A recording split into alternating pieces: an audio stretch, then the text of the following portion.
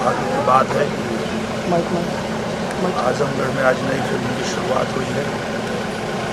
Film का नाम है मैं मैके चली जाऊँगी और इसके निर्माता हैं हमारे प्रवीण जी और निर्देशक हैं इश्तियाक शेख बली, वो भी आजमगढ़ के ही हैं और बहुत बढ़िया स्टोरी है, बढ़िया कहानी है। उसकी आज शुरुआत की है हम लोग और पूरी शूटिंग यहीं आजमगढ़ में। भैया सबसे पहले तो पोस्टर पे नज़र मारते हैं, जिस तरीके से कॉन्सेप्ट दिखाया गया है, तो मायके जाने की खुशी आपको हो रही है या फिर आम्रपाली जी को हो रही है? जैसे वो जो आम्रपाली जी किरदार कर रही हैं उनको अपने मायके में बहुत, जैसा कि हर बच्ची को रहता है, और जब ससुराल आती है तो बहुत काम करना पड़ता है, परेशान हो जाती हैं, तो उनको लगता है कि इतना अगर मुझे परेशानी होगी तो मैं मायके चली जाऊँगी।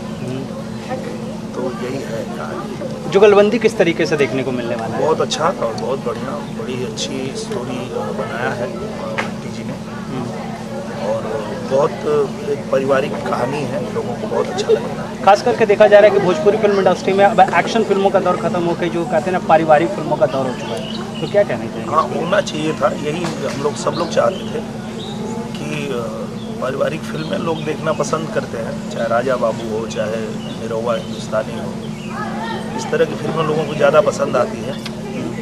और इसका एक कारण ये भी है कि कोविड के दौरान जो ज़्यादातर थिएटर बंद हो गए और ज़्यादातर फिल्में जो है वो टीवी पे और OTT पे लोग देख रहे हैं, तो उस पर ज़्यादातर पारिवारिक फिल्मों का जो है चलन चला हुआ है। किस तरीके से देखते हैं ये हमेशा जो पारिवारिक फिल्में जो आजकल जो चल रही है, तो क्या देख रहे हैं कि भोजपुरी इंडस्ट्री में पारिवारिक ही चलने वाली है या फिर एक्शन और रोमांस? नहीं, एक्शन फिल्में भी बन रही है, बीच बीच में एक्शन फिल्में भी बन रही है, पारिवारिक फिल्में भी बन रही है और एक्शन तो इसमें भी है, ऐसा नहीं है कि सिर्फ पारिवारिक कहानी तो एक्शन नहीं है, एक्शन भी है, गाने भी है और कहानी भी अच्छी है। देसी अंदाज होने वाला है या फिर थोड़ा सा? पूरा देसी अंदाज है, पूरा गांव का किरदार है, तो और इसीलिए ये लोकेशन भी गांव का इसीलिए चुना गया है, पूरे गांव की कहानी है।